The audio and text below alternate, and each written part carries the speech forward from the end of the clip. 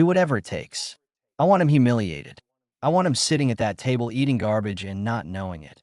And I want him to smile and say thank you. Preston Hartwell said it the way he said everything. Quietly, without looking at the person he was saying it to. His eyes were still on the dining room, on table 7, on the man who had just sat down and opened a menu like he was just a man sitting down and opening a menu. He wasn't. He was Keanu Reeves. Preston had recognized him the moment he walked through the door. Plain dark jacket, worn jeans, no entourage, no publicist, no performance of being who he was. Just a man walking into a restaurant.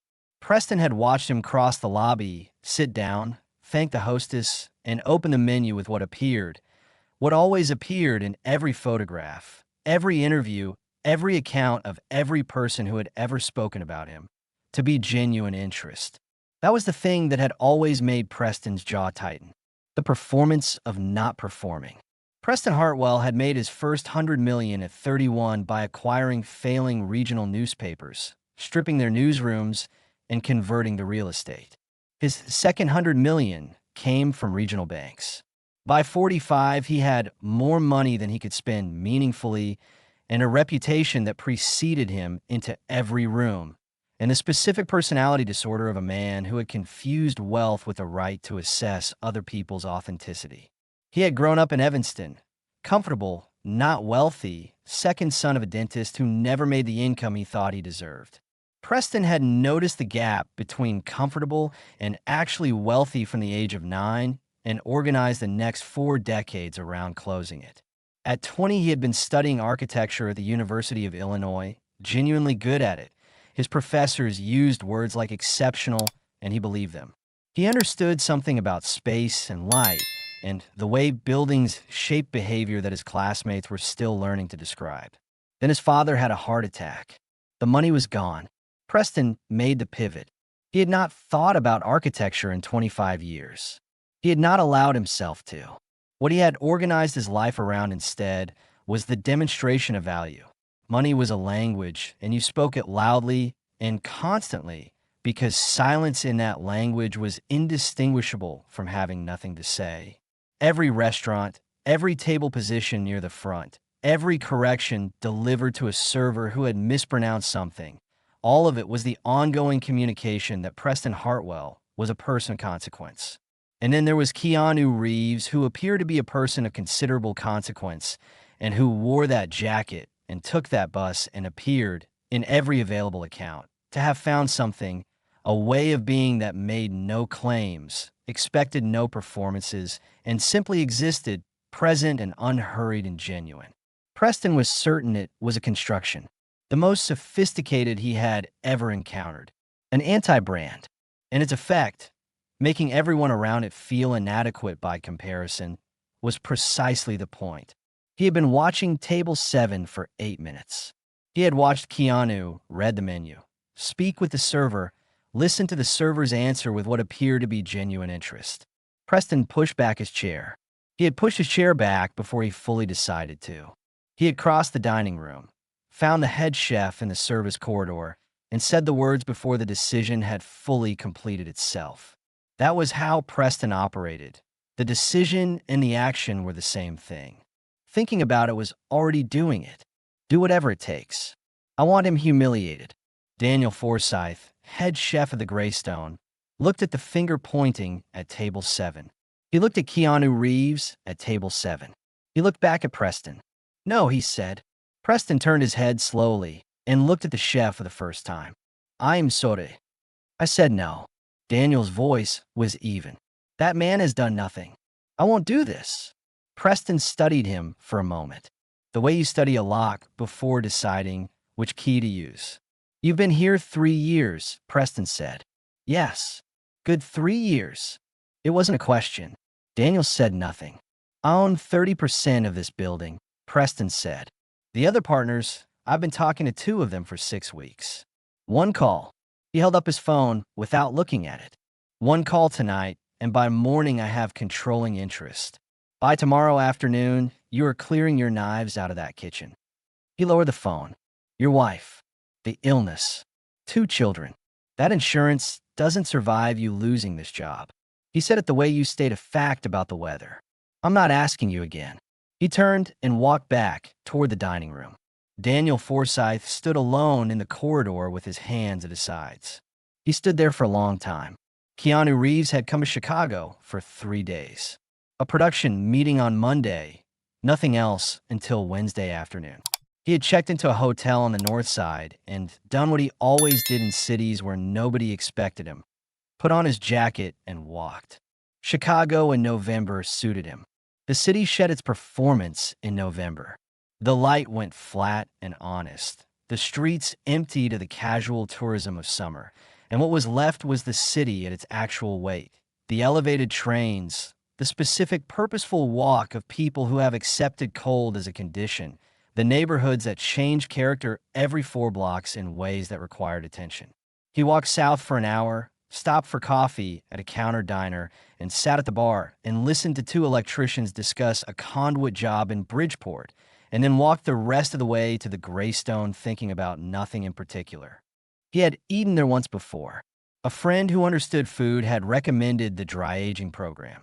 Keanu had a genuine appreciation for the patience that required. Dry aging was one of the few things in professional kitchens that couldn't be accelerated or faked. You waited or you called it something else. He had called ahead, given his name, booked table 7 for Tuesday at 8. He arrived at 8:05. He thanked the hostess. He followed her to the table without looking around the room.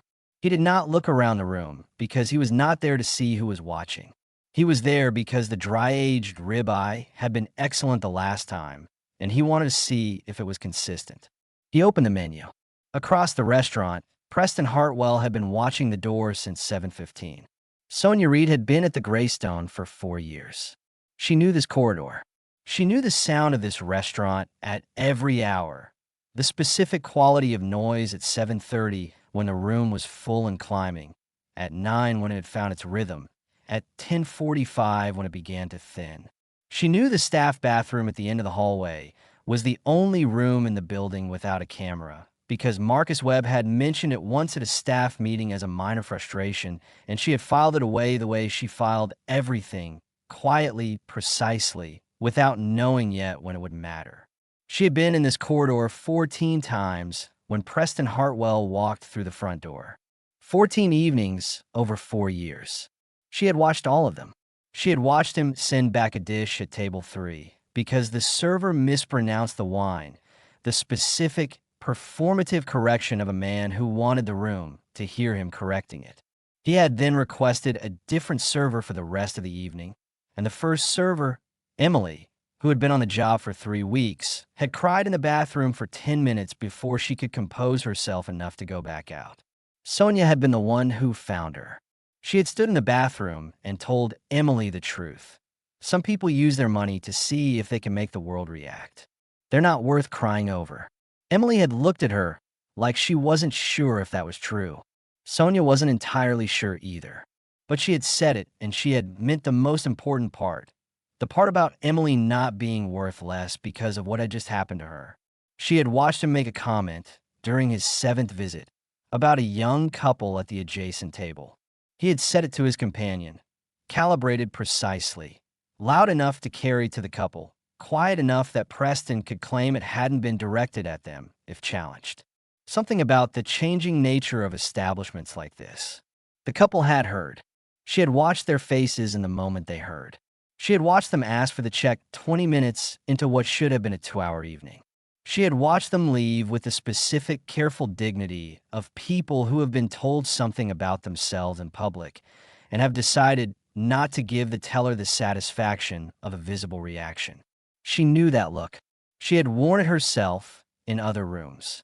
She had watched him, on his 11th visit, tell Marcus Webb loudly enough for Sonia and 2 adjacent tables to hear that the service staff of the Greystone had the collective intelligence of their flatware. He had said it while looking at Sonia, not at Marcus, at Sonia, as if the statement needed a specific address to land properly. She had received it with the professional stillness she had spent years developing. She had continued doing her job. She had filed it in the place where she filed these things, the place that had no name, that was not anger exactly, and not grief exactly, and was not resignation either, but was the specific interior architecture of someone who has absorbed many impacts without visible damage, and has built the absorption into the structure of themselves, so that it no longer looks like absorption from the outside. She had watched 14 evenings. She had managed 14 evenings the way you manage things when you have built something careful and know exactly what it costs to lose it. Tonight, she was standing in the corridor, and the 14th evening was becoming something different. Tonight, she had come into the corridor at the wrong moment. Or the right one. She had heard every word through the shelving rack. She stood still until Preston's footsteps faded back into the dining room. She listened to Daniel move back into the kitchen. She stood there for a moment longer in the quiet of the corridor with a stock container in her hands and the shape of a decision forming that she had not asked to make. She thought about Marcus, 11 years old, at his grandmother's apartment right now, probably asleep. She thought about the installment plan on the medical bill, the rent, the winter coat he needed. She thought about what her mother had told her when she was 24, alone, newly raising a son, not yet sure what kind of woman she was going to be. Her mother had said, "The moment you decide your safety is worth more than someone else's dignity, something starts dying in you, in a place that doesn't show up on any scan." She stood in the corridor for a moment after Daniel went back into the kitchen. She ran the calculation the way she had learned to run calculations, quickly, thoroughly, with the specific precision of someone who has never had the luxury of approximate math. On one side, the installment plan, $40 a month, 11 months in. The rent in Pilsen. Marcus's winter coat. 4 years of building a reputation in a room that had not made it easy to build one, had not offered it as a given, had required her to earn it every shift at a cost that was invisible but real. On the other side, a man at table 7 who had done nothing except walk in and open a menu, who was about to eat something that had been spat on, who would not know, who would smile and say thank you. She ran it 3 times. She got the same answer each time. She walked to the staff bathroom. She locked the door. She stood at the sink and looked at herself in the mirror for one moment. The uniform, the press collar, the face that had received 14 evenings of Preston Hartwell without registering any of them visibly. She thought about her mother, about the thing her mother had told her when she was 24 and alone and not yet certain what kind of woman she was going to be. Her mother had said, "There's going to come a time when doing the right thing means losing something. But if you don't do it, you lose something worse. You lose the clear sight of yourself. And once that's gone, everything else goes with it." She pulled the notepad from her apron. She tore off a piece of paper, small, precise, the size of a sugar packet. She found a pen. She wrote 8 words. Her handwriting was small and controlled. She read them once. She folded the paper until it disappeared in the curve of her right palm. She walked back out into the kitchen. Daniel Forsyth had the returned ribeye on the prep surface. He was looking at it the way a man looks at something he does not want to touch, but is going to touch. His hands were not moving. His hands were steady.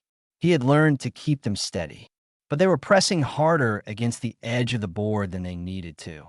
He thought about Carol.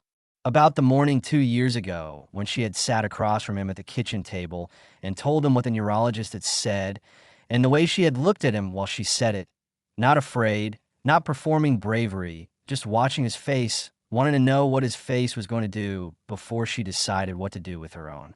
He had kept his face even. He had reached across the table and taken her hand. He had said, "We figure this out." Same as everything else. He had meant it completely in the moment he said it. What she had said to him afterward, quietly, while he was still holding her hand, "I don't want you to change who you are in that kitchen. Whatever else changes, I want you to stay who you are in there. That's the person I need you to be." He had thought about those words many times in the 2 years since. He had thought they meant something about the practical management of the illness, keeping the insurance, keeping the stability, keeping the income that made all the other things possible. He had not expected to be standing in a service corridor at the Greystone being asked to trade exactly the thing his wife had told him to keep. He thought about Lily at 7, sitting on the counter while he cooked dinner, announcing that his food was the best food in the world with the complete conviction of someone who has not yet learned that confidence requires evidence. He thought about James at 4, who had figured out that calling him by his first name instead of Dad got a faster response, because that was how everyone in the kitchen addressed him. James had made a study of this. James was going to be all right in the world. He thought about the man at table 7 who had done nothing except walk in and sit down and open a menu and ask the server a genuine question about the food. He stood there for a long time. Then he went to the refrigerator and pulled the returned ribeye from the shelf. He was still thinking about all of this when the kitchen door opened and Preston Hartwell walked in. Not to the corridor, into the kitchen itself. He walked past the line cooks without looking at them. He walked to Daniel's prepped surface with the ease of a man who considers all rooms his rooms. A specific, unearned ease. The ease of someone who has never had a room refuse him and therefore cannot imagine one doing so. He looked at the ribeye on the plate. He looked at Daniel. He reached into his breast pocket and removed a folded cocktail napkin. He unfolded it with the unhurried care of someone handling something delicate. He used it to hold the very edge of the cutting board, keeping his hands technically clean, a detail that revealed more about his character than anything else that happened that evening, because it meant he had thought about this in advance, which meant this was not an impulse. This was a decision made and prepared for. He leaned forward, in full view of Daniel Forsyth and 3 line cooks and Kyle, the 20-year-old commis who had been on the job for 6 months and would carry the image of the next 4 seconds with him for the rest of his career. Preston Hartwell leaned over the plated steak and spat on it. Not carelessly, deliberately, with aim. He straightened up. He refolded the cocktail napkin. He returned it to his pocket with the precise movements of a man completing a task correctly. That, he said, his voice entirely unchanged, is what I meant by memorable. He looked at the plate one more time, the way an artist might look at a finished canvas. Table 7. He walked out of the kitchen. Nobody moved. Kyle was standing with his sauté pan in his hand and his mouth open. Rachel had both palms flat on her station and was looking at the door through which Preston had just left, as if she expected him to come back, as if what had just happened needed to be confirmed by a second occurrence before it could be fully believed. Daniel was looking at the plate. The silence in the kitchen had the texture of a room full of people who have witnessed something that has not yet found the language to become real. Something that will be real, fully, and permanently in approximately 30 seconds. Something that none of them will ever unsee. There are moments that reveal people completely. Preston Hartwell had just been completely revealed, not by his money, not by his leverage, not by the threat delivered in the corridor, but by a cocktail napkin, by the preparation, by the deliberate, calculated choice to do this thing in the most complete and final way available to him. A man who had decided that another person's dignity was his to dispose of. That was what was standing in the kitchen. Daniel Forsyth was looking at the plate. Then Sonia Reed came through the kitchen door. Daniel Forsyth looked at the plate. He stood there for a moment that lasted much longer than a moment. Then Sonia Reed came through the kitchen door from the dining room side, crossed the pass, and picked up the plate. She did it without hesitation, without pause, without any indication that what she was carrying was anything other than what it appeared to be. She moved through the kitchen with the practiced efficiency of 4 years of this work. She carried the plate through the door into the dining room. She crossed the floor toward table 7. Her right hand held the plate level. Her left hand held 8 words folded into a square the size of a sugar packet. She crossed the dining room at the pace of someone delivering a meal. No variation in her stride. No indication that what she was carrying was anything other than what it appeared to be. For years of this work had given her the specific skill of appearing completely occupied with the task while her mind was somewhere else entirely. She was thinking about Daniel's face when Preston Hartwell walked out of the kitchen. about Kyle with the pan in his hand and his mouth open, about the cocktail napkin, folded and returned to a suit jacket pocket as if it had been used for its ordinary purpose. She placed the plate in front of Keanu Reeves with the precision of someone who has done this 10,000 times. She positioned the silverware. She asked if there was anything else he needed. And in the movement of placing the fork, the practiced arc of a gesture that had stopped being conscious years ago, that her hands knew without being told, her left hand found the back of his right hand where it rested at the table's edge. 1 second, brief, deliberate, invisible from any angle that mattered. The paper passed between them. His fingers closed around it before he had decided anything. Their eyes met. 1 full second. "Enjoy your meal," she said. She turned and walked away at the exact pace of someone who has placed a plate and is moving to the next task. She did not look back. Looking back was the one thing she could not afford. From the front of the restaurant, Preston Hartwell watched the plate arrive at table 7. He lifted his wine glass. He waited for Keanu Reeves to pick up his fork. Keanu sat still. He looked at the plate. He lowered his hand to his lap and unfolded the paper with one hand, keeping his eyes forward, and read what was written on it. "Don't eat the steak. It was compromised. Trust me." He read it once. He read it again. He set it flat on his knee and looked at the plate. Beautiful presentation. The sear correct. The butter glistening in the right places. The accompaniment arranged with the care of someone who has spent years learning the geometry of a plate. A kitchen working at its actual level. You could see it in every detail. The skill was real. The skill had been deployed tonight in service of something that had nothing to do with food. He thought about the 8 words, about what they had required, not the writing itself, which was 30 seconds, but everything before the writing.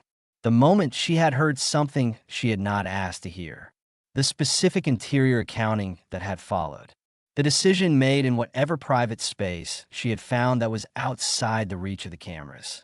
The walk back through the kitchen with the paper pressed between her fingers, invisible, waiting.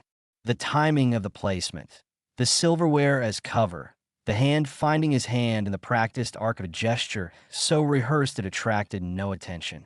The trust in that last part, pressing 8 words into the palm of a stranger and walking away without any guarantee of how they would be received or whether they would be believed or what would happen next.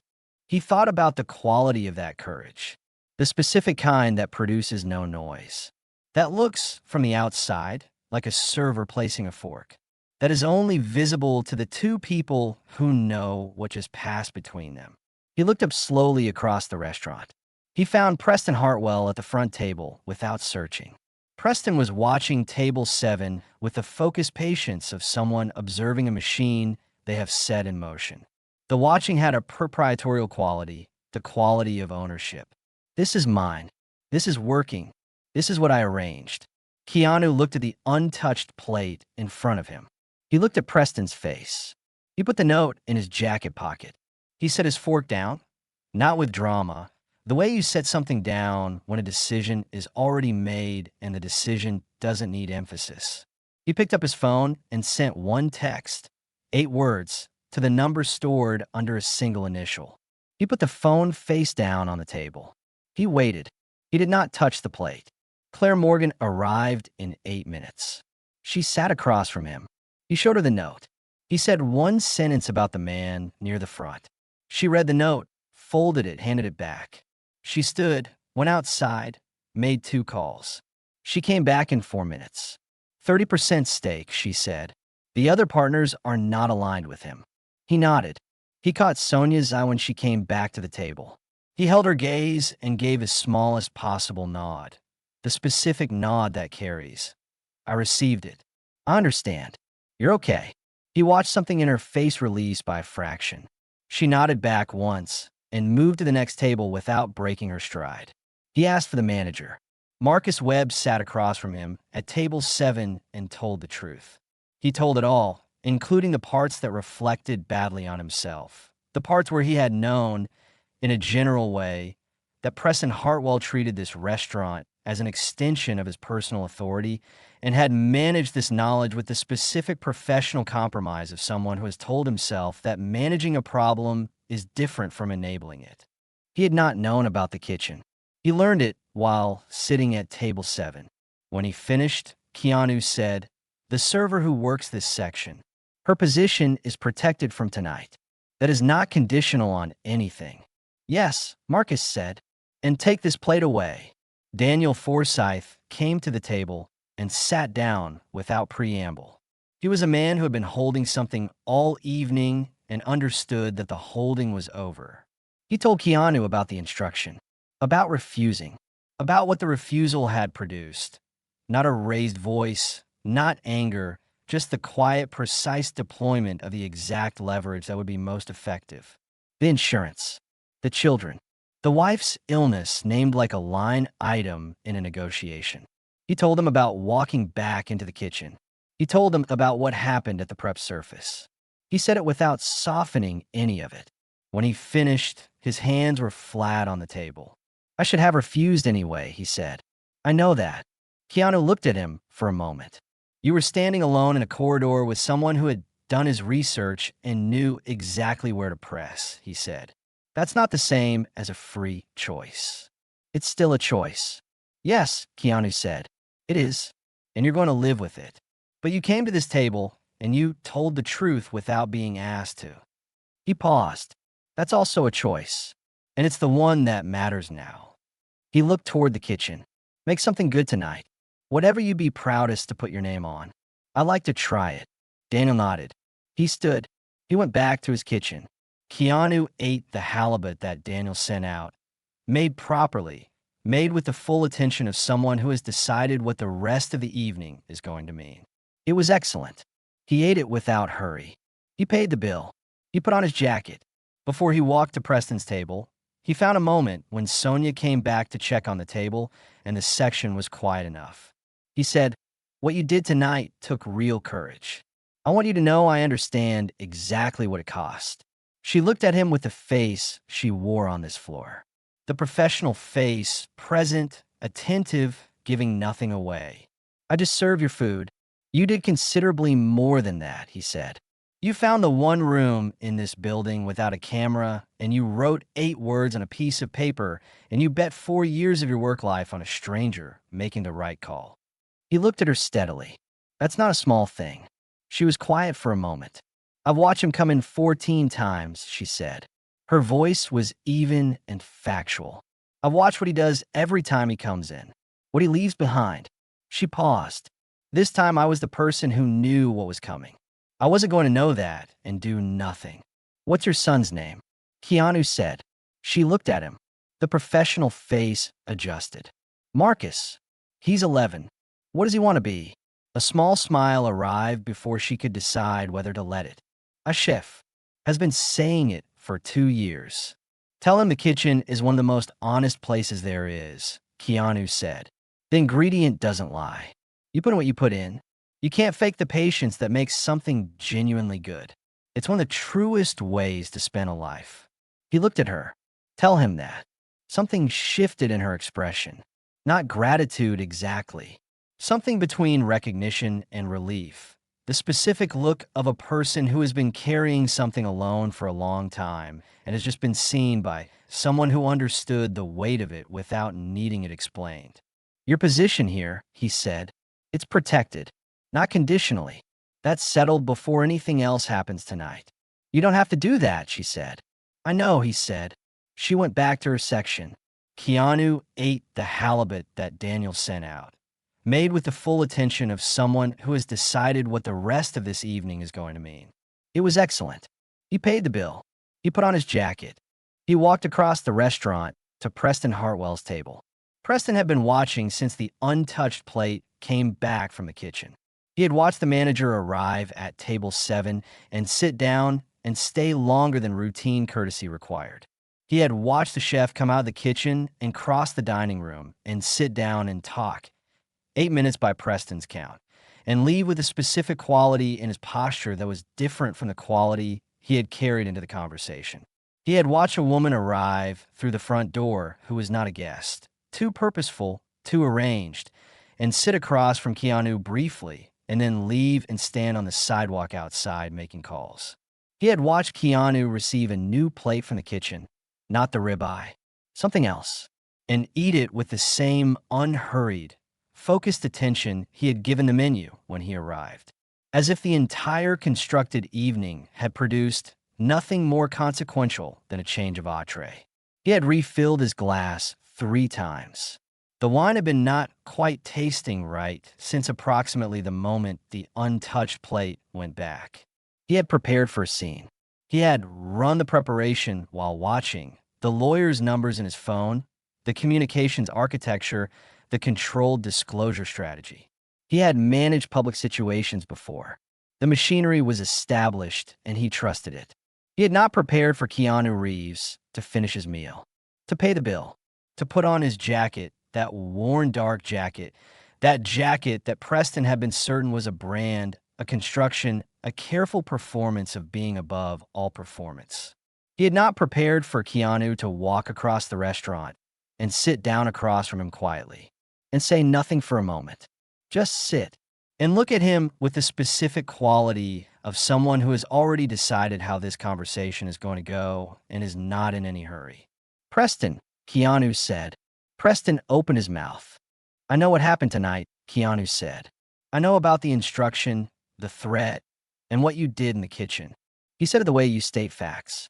No heat in it. "I'm not going to make this public. That's not what I want." Preston closed his mouth. "What I want," Keanu said, "is to understand something." He looked at Preston directly, not with anger, with the specific quality of someone who is genuinely curious and is not performing the curiosity. "You saw me walk in tonight, and in about 10 seconds you decided to do what you did. I want to understand what you thought you were going to find." Preston looked at him. He had a response prepared. Several, in fact, different versions calibrated to different versions of this conversation. But the prepared responses were built for anger or threat or the legal vocabulary of someone protecting themselves, and what was sitting across from him was none of those things. It was a person asking a genuine question and waiting for a genuine answer. Nobody asked Preston genuine questions. "You," Preston said, and stopped. He gathered himself. He was not a man who fumbled words. He found the right version. "You walk in here in that jacket. You take the bus. You eat alone at restaurants where you're clearly recognized, and you act as though you don't notice. Every interview, every photograph, every account from every person who spent 5 minutes with you says the same thing. Genuine, unpretentious, the real thing. The man who's above all the performance." He set his glass down. "Nobody is actually like that. Not at your level. Not with your access and your recognition. People with what you have don't choose the ordinary because they genuinely prefer it. They choose it because the performance of preferring it is the most sophisticated brand available." He looked at Keanu directly. "It positions you as the one person in the room who isn't performing, which makes everyone else feel like they're performing, which is, I suspect, exactly the intended effect." He said it without apology, without looking away. Keanu listened to all of it without interrupting. When Preston finished, there was a brief silence. "You've been thinking about this for a while," Keanu said. "Since the first time I saw you at a fundraiser in Los Angeles 4 years ago," Preston said. "You spent most of the evening talking to the kitchen staff." "I remember the evening," Keanu said. "The head chef was doing something interesting with the citrus preparation. I wanted to know how." "That's what I mean," Preston said. "That's the performance. That's the constructed." "It wasn't constructed," Keanu said. He said it simply without heat. "The citrus preparation was genuinely interesting, and I genuinely wanted to know how he did it. That's the whole of it." He looked at Preston. "I understand why you don't believe that. I'm not here to convince you of it." He paused. "But I want to ask you something," he said, "and I want you to answer it honestly. Not strategically. Honestly." Preston looked at him. "Before all of this, before the acquisitions and the portfolios and the tables near the front of restaurants, when you were young, not performing anything, not yet building anything, what did you actually want?" Nobody asked Preston Hartwell what he had wanted when he was young. The vocabulary of every room he entered was the vocabulary of the present and the future. What do you want now? What are you building toward? What is the offer? What is the term? The past was not a category that his professional world found useful. The question did not belong to the vocabulary of any room he had been in for 25 years. He did not have a prepared response for it. Architecture, he said. The word came out before the prepared response could catch it. Just the word, arriving on its own, without the buffer of professional calculation. He heard it in the space between them. I studied it for 2 years at the University of Illinois. I was good at it. My professors used words like exceptional. I understood something about space and how it shapes behavior, about the relationship between a building and the people who move through it. He stopped. He picked up his glass and set it down without drinking. Then my father had a heart attack. There was no more money. I found a faster route. Keanu did not say anything immediately. He let the word architecture sit there between them and be what it was. "Do you miss it?" he said. The silence that followed was the longest Preston had allowed in a professional conversation in longer than he could calculate. Not a strategic silence, not the silence of a man deciding which position to take. The silence of a man encountering a true answer and not having had enough practice letting true answers out. "Every time I'm in a city with good buildings," he said. Keanu nodded. "I think," he said, and his voice was not gentle in the way of condescension, but in the way of a person who is being careful with something that matters, that you've spent 25 years building things that are large and measurable. Real things. Things you can point to. And I think somewhere in all of that, you decided that anyone who appears to have found the thing they actually wanted must be performing the finding. Because the alternative, that the thing is findable and that you haven't found it, is too large to hold alongside everything else you've built. He looked at Preston steadily. "I'm not saying that as a criticism," he said. "I'm saying it because I think you came into this restaurant tonight and looked at me and felt something you've been feeling for 4 years, and you didn't know what to do with it except make it about whether I was real. When what it was actually about was whether you were living the life you were supposed to be living." Preston sat very still. "The server who works this section," Keanu said. "Her position here is permanent. Not a discussion, not a negotiation. And the chef in that kitchen, the threat you made to him is gone. Whatever leverage you believe you hold in this building, it does not get deployed against the people who work in it. Those two things are non-negotiable, and they happen before anything else." He stood. "And whatever comes next for you," he said, "I hope some of it involves buildings." He looked at Preston for one more moment. Not with pity, not with the satisfaction of someone who has won an argument, with the straightforward attention of someone who means what they are saying. Not because you owe anyone an architect, because you clearly haven't finished becoming the person you were going to be. And at some point, the window closes. He picked up his jacket. He left. Preston Hartwell sat alone at the table near the front of the Greystone. His wine glass was full. He did not touch it. The dining room continued around him. Conversations, the sound of silverware, the specific warm noise of a restaurant in its evening rhythm. Everything ordinary, everything continuous. He looked at the room, at the architecture of it, the proportions of the ceiling, the relationship between the windows and the interior light, the way the bar sat in relation to the main floor, the specific decision someone had made about where to put the service stations so they were accessible without interrupting the sight lines between tables. He had been coming here for 11 years. He had never noticed any of this before. He looked at it now for a long time. Then he took out his phone. He found a contact he had not called in 2 years, his college roommate in Boston, the architect. He looked at the number. He put the phone in his pocket. He would call tomorrow. The call would last 2 hours. It would be the beginning of something he had not allowed himself to begin for 25 years. But that was tomorrow. Tonight he sat with the wine he was not drinking and looked at a room he had been entering for 11 years without seeing. And he let himself see it. What happened after happened without announcement, without press, without any of the public architecture of accountability that Preston Hartwell had prepared to manage. He called Marcus Webb the following morning before Marcus had called anyone. He said he was beginning the process of divesting his stake in the building. He named a fair price. He said he would not make the process difficult. He gave no explanation. He also arranged a transfer. It reached Sonia Reed's account 48 hours later through a third party without a note. The amount was not symbolic. It was the amount of a man who had calculated a specific debt and paid it with a full number. Sonia was in her kitchen when Marcus called to tell her. She sat down at the table and looked at the wall and did not speak for a moment. Then she called her mother. She did not explain the whole story.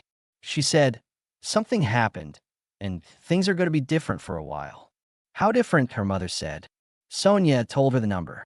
Her mother was quiet. "Baby," she said, "what did you do?" "I did the right thing," Sonia said, "and it turned out to matter to the right person." She paid off the medical debt in full the following week. The installment plan she had been running at $40 a month for 11 months, gone in a single payment. She looked at the zero balance for a long time. She put the remaining money in an account she had never been able to maintain before. She looked at the number in it and felt something she had not felt in a while. Not happiness exactly, something more structural than happiness. The feeling of ground under your feet when you've been managing without it for so long that you forgot what it felt like. She took one fewer shift per week. The freed evening went to Marcus, to his homework, to the cooking he was increasingly serious about, to the specific, irreplaceable work of being fully present in the hours when she had previously been too tired to be anything but functionally present.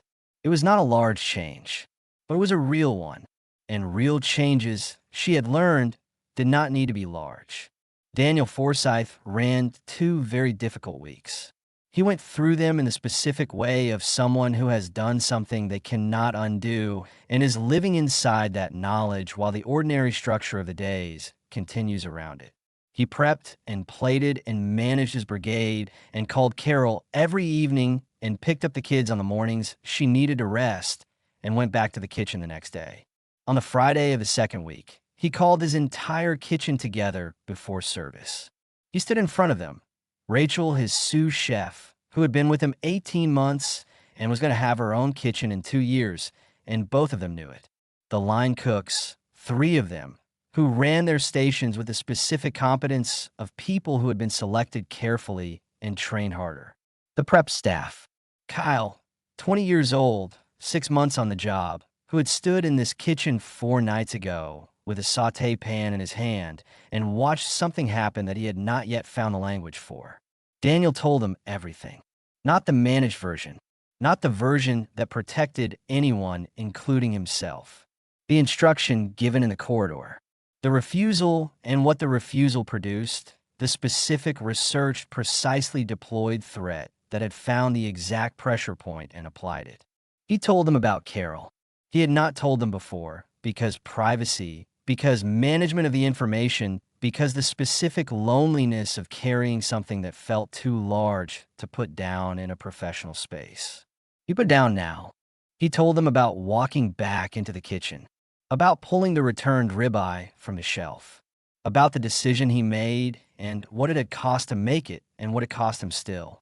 He told them about Preston Hartwell walking into his kitchen uninvited and what Preston had done at the prep surface and what it looked like and what the cocktail napkin had meant about the premeditation of it.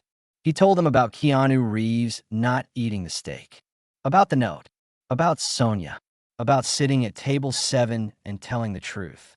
When he finished, the kitchen was completely quiet. Kyle was looking at the floor. His eyes were wet. He made no effort to hide it, and Daniel made no effort to pretend he didn't see it. "I'm telling you this," Daniel said, "because you have a right to know who you're working for, and because from this moment, this kitchen runs one way." He looked at each of them in turn. Not a speech, not a performance, just a man looking at the people he worked beside and meaning what he was about to say. "Our name goes on every plate that leaves this pass. Not management's name, not ownership's name, ours. If anyone ever asks you to put your name on something you cannot stand behind, you come to me first.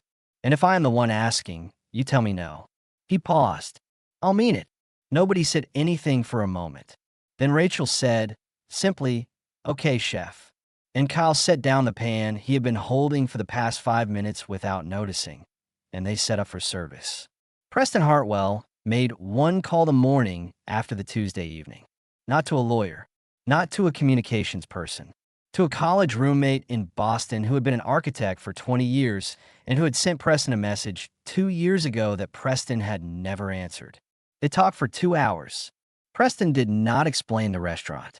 He talked about other things, about a warehouse conversion in the West Loop that he passed every morning and had been looking at for 3 years without saying so to anyone, about a question someone had asked him that he could not stop turning over, about 2 years at the University of Illinois that he almost never mentioned.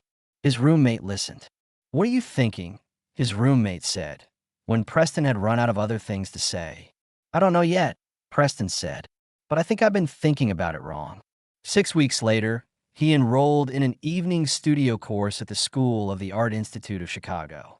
He arrived the first evening in plain clothes. He sat at a drafting table next to students who were 22 years old. He did not tell any of them who he was. His professor was 34, had her own practice, and knew his name from the financial press. She received him with professional caution. By the fourth session, the caution had become something else. The recognition that Preston Hartwell, when he was not being Preston Hartwell, had a genuine, dormant intelligence for space and light and the human logic of how people move through environments, and that this intelligence had been sealed away for 25 years and was now, slowly and imperfectly, being reopened. He was not as good as he would have been at 22. He knew this and did not resent it. He submitted work every week with the specific combination of effort and humility of someone who has returned to something rather than arrived at it for the first time. He also, quietly, established a small foundation, seated with a number that was real rather than symbolic, to support architecture students who had to leave programs for financial reasons. He named it after the studio building at the University of Illinois, where he had spent his best semester, the semester before the pivot. The first recipient was a 20-year-old from Rockford who had needed to leave her program at IIT after her family's money ran out. She continued. She graduated 3 years later. She did not know who had funded the grant that made it possible. Preston did not need her to know.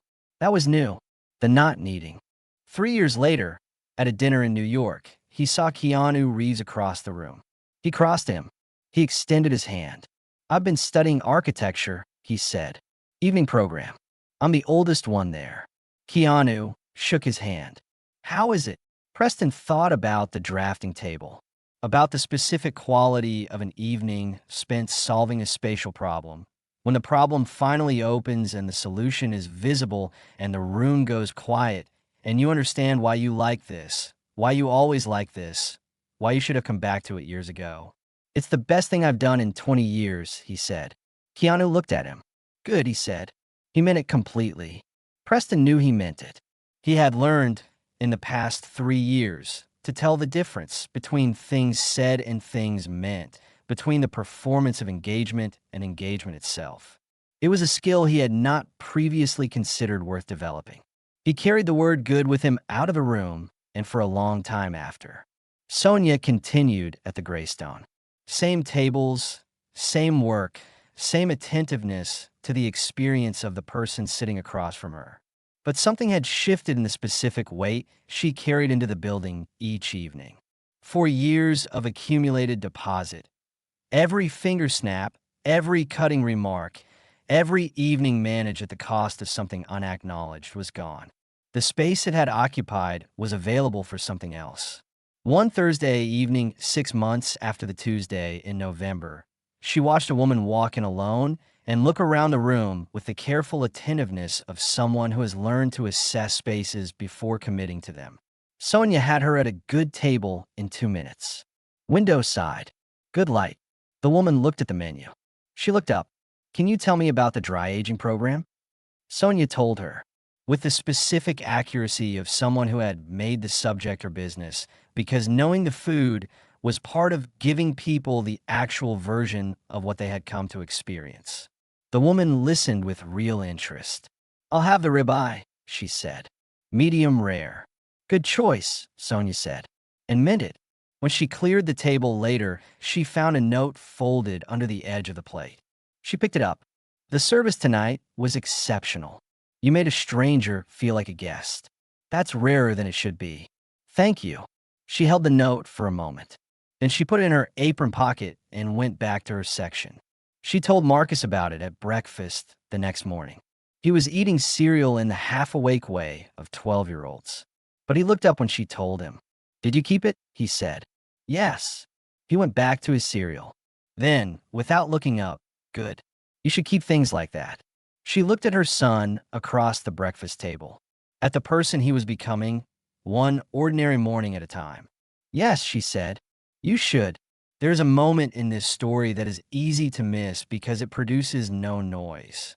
It happens at 9:42 on a Tuesday evening in November, when a man in a worn dark jacket crosses a restaurant in Chicago and sits down across from the person who spat on his food and does not raise his voice and does not make an announcement and does not call his lawyers and does not do any of the things that would have been understandable and justifiable and completely satisfying in the short term.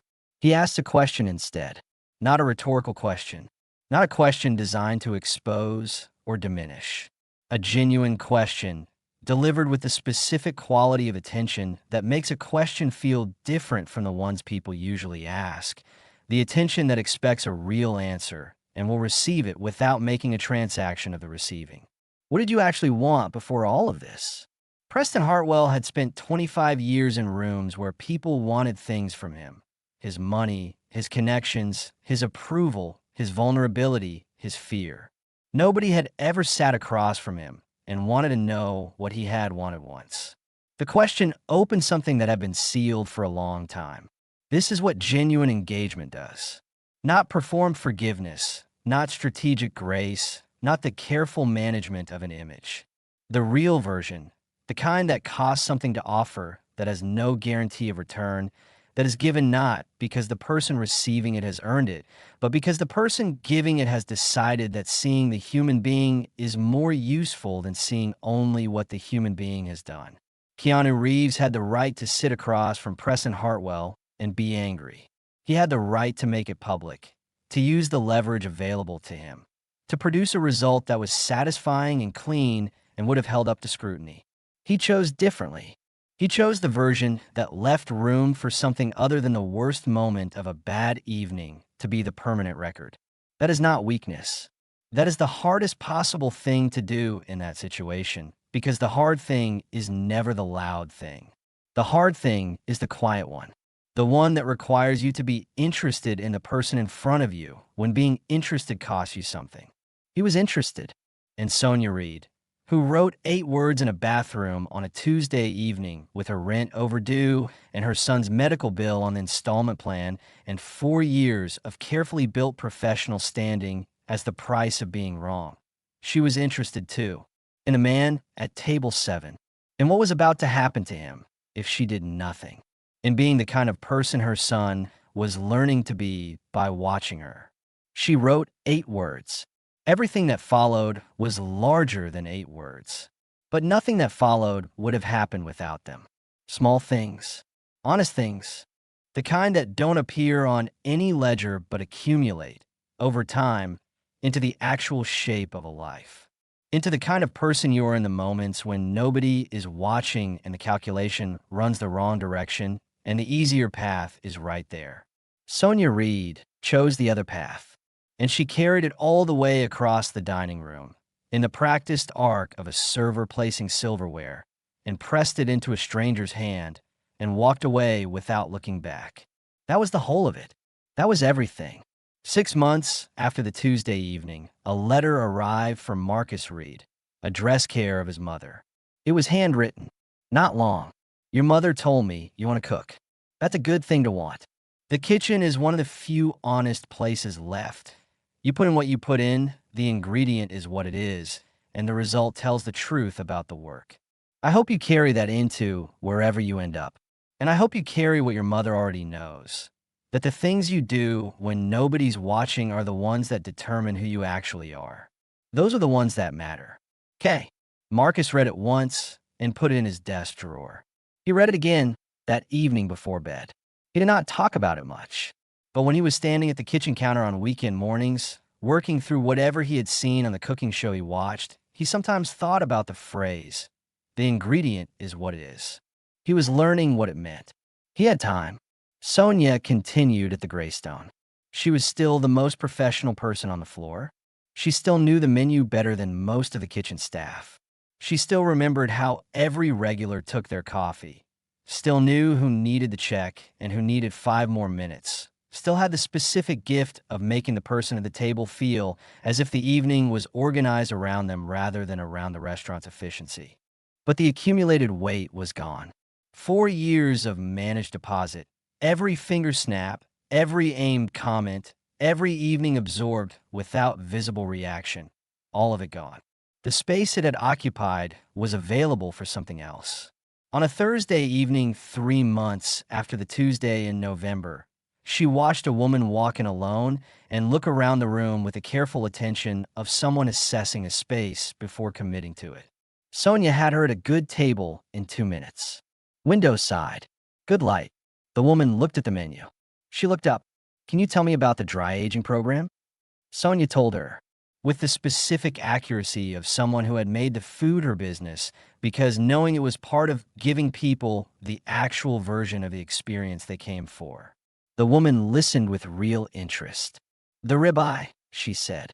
"Medium rare." "Good choice," Sonia said, and meant it.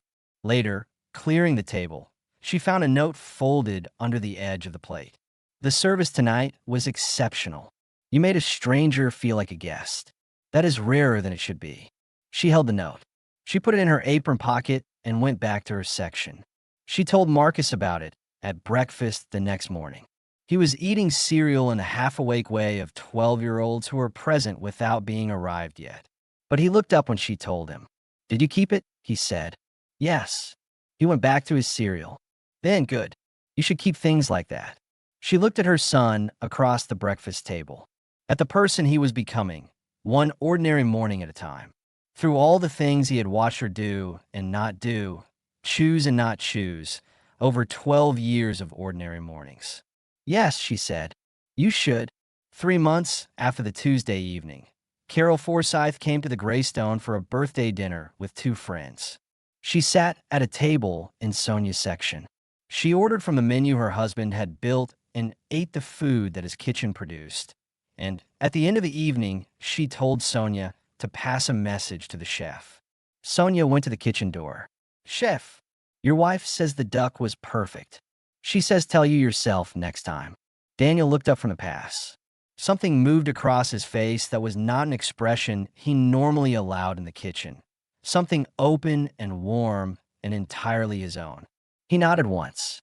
"Tell her I'll be home by 10:30, he said. Sonia told her. Carol smiled. "He always says 10:30, she said.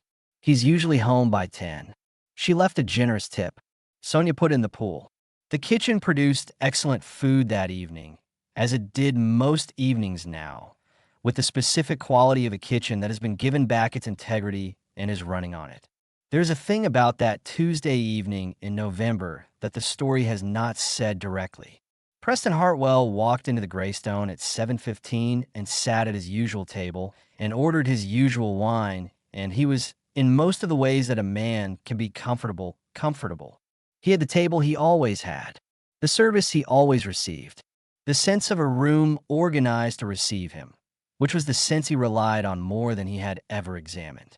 And then Keanu Reeves walked through the door, wearing the jacket that always made Preston's jaw tighten, and something broke loose inside Preston Hartwell that he had not known was waiting to break loose. It was not hatred. Preston was not a man who experienced hatred. Hatred required an acknowledgement that the other person was real enough to constitute a genuine threat. What he experienced was something more like the specific fury of someone who has been shown, in real time, something they cannot integrate into the story they tell about themselves. The story was, Preston Hartwell was a person of consequence. A person of real consequence, who had built real things, who occupied real rooms by right rather than by permission. The problem with Keanu Reeves was that he appeared to occupy rooms the same way, without permission, without performance, without the language of demonstration that Preston had spent 25 years perfecting. He just walked in and sat down and opened a menu and was entirely, obviously, uncomplicatedly at ease in his own skin. And the question that Preston could not allow himself to fully form, the question underneath the fury, the question that had been building since the first time he encountered Keanu Reeves at a fundraiser and watched him spend an hour talking to the kitchen staff, was, what is it like to have found that? What is it like to have found the thing you were actually looking for instead of the thing that was fastest to get to? He had not been able to ask the question. He had not had the language for it, or the honesty, or the willingness to sit with what the question implied about his own life. So he had turned it into certainty instead. Nobody actually has that. It's a performance. And tonight, I'm going to crack the performance. He had done what he did. He had sat at his table near the front and watched and waited. And then Keanu Reeves had sat across from him and asked him the question he had not been able to ask himself. What did you actually want before all of this? The answer had been in his mouth before he decided to give it. Architecture. He heard himself say the word, and for a moment the word was 22 years old and full of something it had not contained in a long time. The late nights in the studio. The specific pleasure of a plan that finally opened. The professor who had said, "You understand how buildings hold people." That's the rare thing. He had understood. He had understood before the pivot. He had not understood anything about buildings in 25 years. He had driven home that Tuesday evening on streets he passed every morning and looked at buildings he had been looking at for years without seeing them. The warehouse conversion in the West Loop. The renovated school building in Pilsen with a specific relationship between its industrial windows and the afternoon light. The new transit hub on the west side with the covered pedestrian walkway that was doing something interesting about the boundary between indoor and outdoor space that he could not have described in words when he first noticed it 3 years ago, but that he had been noticing involuntarily every time he passed it. He had been noticing buildings for years. He had not given himself permission to notice that he was noticing them. Keanu Reeves had asked one question. The question had given him permission. This is what the right question does. It does not give you the answer. The answer is already there. It gives you permission to look at the answer that has been sitting in you waiting. Permission to stop performing certainty about a story that was never quite true and look at what was actually there underneath the performance. Preston Hartwell was not, in the ways that the story might have preferred, a transformed person after that Tuesday evening. He was still difficult in the specific ways he had always been difficult. He was still inclined to confuse wealth with authority. He was still capable of the kind of casual dismissal of people that he had spent a lifetime perfecting. But something had shifted, small, real, ongoing, a reorientation towards something that was actually his. A willingness to sit in a room and be 25 years behind everyone else and not require the room to adjust its expectations to accommodate him. He was a student again. He was in the specific and unfamiliar way of someone who has returned to something, a beginner. It was the best thing he had done in 20 years. He would not know that yet, that Tuesday evening. He would not know it for months. He would know it gradually, in the way you know things that are true rather than things that are convenient, slowly, and with accumulating certainty in one day without surprise. Dignity is not a privilege. It is the floor. It is what every person who walks through any door is owed, without condition, without proof, without the requirement that they demonstrate worthiness before it is extended. The people who understand this, who act on it when it costs something real, when the camera is off and the calculation runs the wrong direction, are the ones who change things.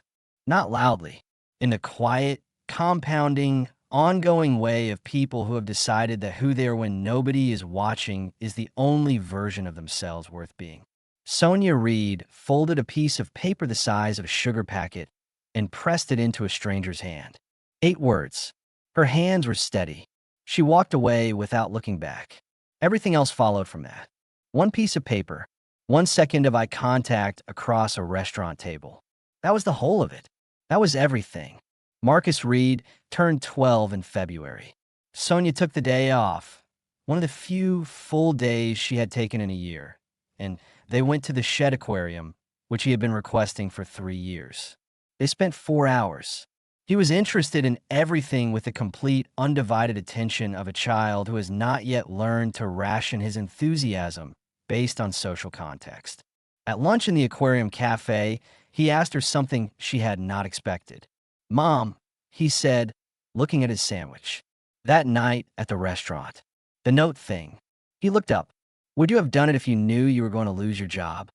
She looked at her son, at the seriousness in his face, the specific seriousness of a 12-year-old who has decided a question matters and is asking it that way. "Yes," she said, "even with the medical stuff, the rent, even with all of it." He looked at her for a moment, processing it the way he processed things, thoroughly, without hurry. "Why?" he said. She thought about how to say it to him. Not the version for a speech, the actual version. "Because the person I would have been if I didn't," she said, "was not the person I wanted you to grow up watching." He thought about this. "Okay," he said. They finished lunch. They went back to the jellyfish exhibit, which Marcus had decided were the most interesting things in the building because they moved without any visible intention and still always ended up somewhere. He stood in front of the tank for a long time, watching.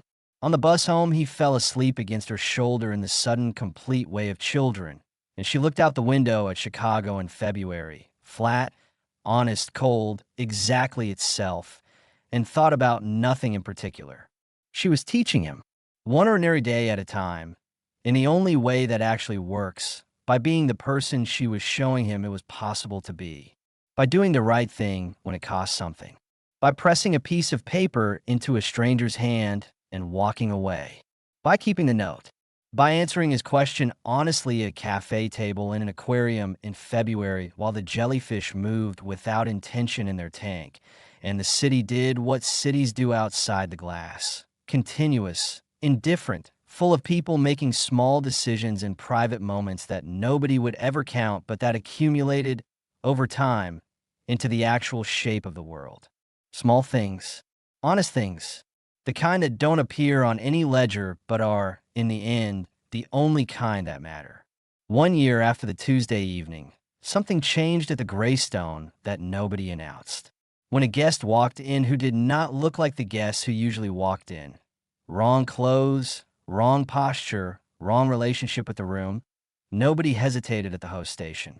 The hesitation that had lived in that specific 2-second pause, the pause where professional assessment was made that had nothing to do with whether a table was available and everything to do with whether this person was expected. That pause was gone. It had been replaced by something simpler. A greeting. A table. The actual version of what a restaurant was supposed to be. Sonia had not written a policy. She had not given a speech. She had simply, over 12 months, been consistently the first person to cross the lobby when someone arrived who seemed uncertain whether they had the right to be there. She had done it with the specific, unhurried warmth of someone who had decided that making strangers feel like guests was not a performance of hospitality, but the actual thing, the real work, the reason the job mattered. The rest of the floor had watched. And then, quietly, without discussion, they had begun doing the same. This is how cultures change, not by announcement, by demonstration, by one person deciding, repeatedly and without requiring an audience, that the thing is worth doing. Sonia Reed had decided. Everything else followed. That was the whole of it. 8 words on a piece of paper, pressed into a stranger's hand, walked away from without looking back. And everything else, the accounting, the question, the door that opened for a man who had not expected it, all of it followed from that single act of choosing to be, in one private, unwitnessed moment, exactly the person she intended to be. That was everything. Thank you for following this story. Let us know in the comments below what moment stayed with you the most. If this story has moved you and you'd like to stand with us in bringing more voices of truth and hope to light, please consider supporting our work. Even the smallest gift helps us continue creating and sharing these powerful stories. You can find the donate link in the description. And of course, don't forget to subscribe so you won't miss the next chapter we're preparing for you.